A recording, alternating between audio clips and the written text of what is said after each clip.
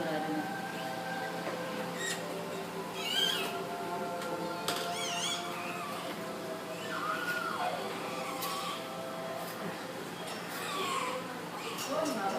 Tsaka ang lalakas nila, ano? Pinapatay niya. Ay, boss! Anesthesia.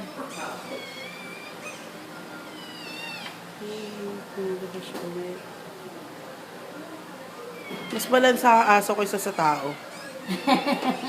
Bakit, ma'am? Ay, oo. Mas balansa yung amoy ko sa kanya. Pag sa tao, hindi.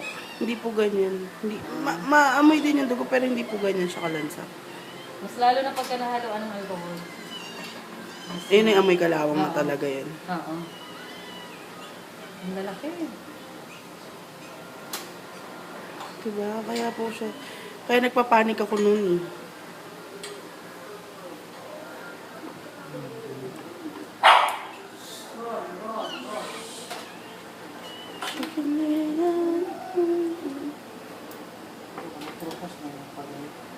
Para magising. Uy, kuya, huwag gano'n ah. Natutulog eh. Siyempre kalalabas lang pagod. Ikaw talaga. Patay daw. Nananakot to. Hey, Bon Bon.